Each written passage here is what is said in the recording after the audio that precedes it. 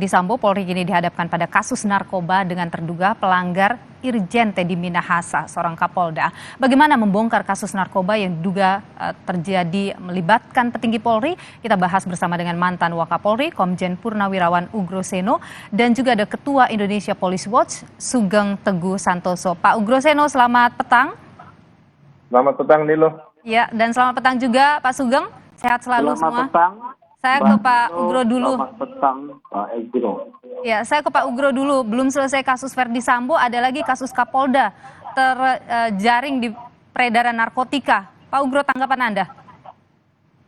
Ya, saya rasa Polri menurut saya tetap semakin baik ya, Polri-nya, institusi. Anggotanya sebagian besar, bahkan hampir mendekati seluruhnya, menurut saya masih baik. Ini hanya perbuatan beberapa oknum, karena berkaitan dengan tindak pidana narkotik, seolah-olah polisi jelek. Padahal tidak, polisi malah semakin bagus. Nah, bagi saya, ya kembali kepada para manusia-manusia polisi tadi, supaya mulai introspeksi, ya kan, kembalikan kepada jati diri sebagai insan bayangkara yang berpedoman pada Tribrata dan Catur Prasja. Itu saja bagi saya. Oke, banyak yang menganggap jangan-jangan ini adalah gunung es begitu. Sebenarnya ini banyak terjadi. Ya, suatu proses dalam pembinaan sumber daya manusia polisi ya perlu ditegakkan. Ya, pengawas internal yang terkuat adalah Propam. Bagi saya dari beberapa kali pertemuan, saya katakan perkuat Propam saja, jangan ragu-ragu. Kalau perlu Kadif Propam bintang 3 sama dengan Irwasum.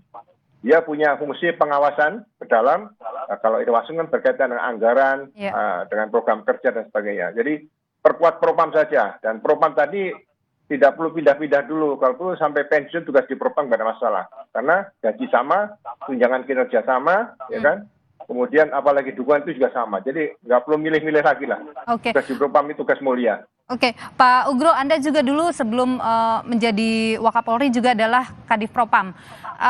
Ya. Bagaimana biasanya ketika ada kasus-kasus seperti ini? Ya, kalau Propam biasanya fungsi pengamanan internal atau Paminal diperkuat. Jadi kalau ada kasus seperti ini, langsung lapor kepada Kapolri, ya kita ambil langkah. Misalnya langsung pemeriksaan, dan kalau memang dinyatakan itu ada kaitan pidana, segera pidana ditangani oleh pihak Bareskrim atau kalau di tingkat Polda ya di Reserse Polda. Oke, ini hal yang mengagetkan untuk Anda sebagai seorang yang pernah menduduki posisi Kadif Propam. Bukan kaget aja, 2 kali kaget ya. Oke, ini mengagetkan ya Pak Ugro ya? Iya. Baik, saya ke Pak Sugeng dulu. Pak Sugeng, Anda pernah mengatakan begini, jangan pandang bulu sikat anggota polisi yang terlibat narkoba. Memangnya banyak yang begitu? Sudah disampaikan kan pada 2022 ini 136 anggota Polri yang ketergantungan narkoba untuk dilakukan rehabilitasi dan juga pelatihan lagi. Itu yang ketergantungan ya. Kemudian di 2021 di Sumatera Utara anggota Polri melakukan yang sama, tetapi ini kelas rendahan ini di Polres yang mengutil atau mengambil barang bukti dari hasil penegakan hukum operasi ya. Kemudian ada kalau tidak salah 6 orang semuanya diproses pidana. Kemudian yang terakhir September 2022 Kapolres Bandara menerima uang dari bandar narkoba ya. 225.000 US dollar dan 326.000 US dollar. Sudah di PTDH, tapi tidak jelas ini kan ada pidananya ini, korupsi, menerima suap, ya, tidak jelas penindakannya dilakukan atau tidak, ya. Karena kami merilis juga hal tersebut, IPW meminta supaya hanya tidak dikenakan sanksi kode etik kepolisian, tetapi juga pidana, supaya kapok anggota-anggota yang memang nakal.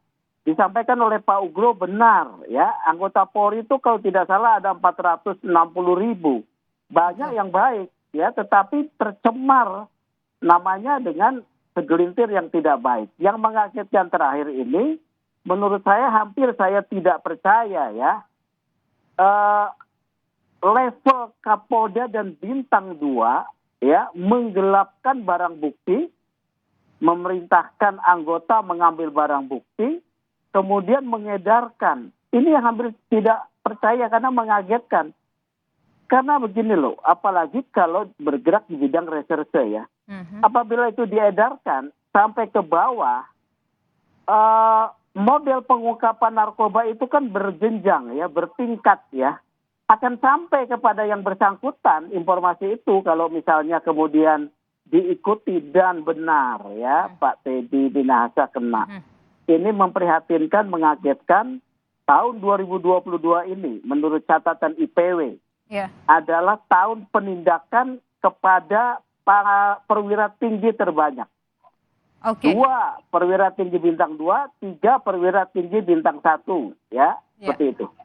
Pak Sugeng, ada bantahan kemudian yang disampaikan oleh Teddy Minahasa terkait dengan hal ini bahwa ia awalnya mengetahui itu penyisihan itu adalah untuk keperluan penyidikan gitu. Dan ia juga bahkan tidak mengetahui wujudnya dan intinya dia membantah soal tudingan ia terlibat dalam penjualan narkotika ini. Menurut Anda? Itu nanti mungkin diklarifikasi dalam proses di kode etik dan juga di proses penyidikan oleh Polda Metro, yaitu akan diselidiki. Akan tetapi ketika itu terjadi pengamanan barang bukti katakanlah ya, barang bukti pengamanan. Ini kan harusnya ada satu mekanisme pertanggungjawaban yang jelas ya. Tidak kemudian dilepas begitu saja. Ada penerimaan uang loh ya. Ya, kalau ada penerimaan uang bisa dibuktikan, tidak bisa dihindari itu.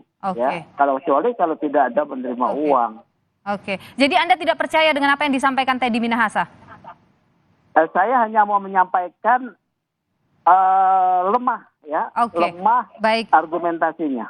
Saya ke Pak Ugro. Pak Ugro, apakah proses-proses untuk menyisihkan barang bukti sampai dengan 10 kg itu adalah hal yang wajar dilakukan? Ya, kalau penyisihan dalam rangka apa? Penyisihan itu kan hanya diambil beberapa miligram mungkin yang akan diperiksa, disisihkan di situ. Jadi kalau 10 kg barang bukti yang harus dihancurkan, ya. Kenapa? Kalau misalnya sampai 10 kg yang disisihkan? 10 kg aja bawanya berat. Menurut saya tidak perlu 10 kg lah. Mau diperiksa apanya? Sabu sebesar 10 kg ya. Cukup sekian gram saja yang diperiksa. Jadi ini sangat lemah apa yang disampaikan begitu ya Pak Teddy ya. Kita akan sambung obrolan ini setelah jeda berikut ini. Kita akan jeda saudara untuk azan maghrib berikut ini.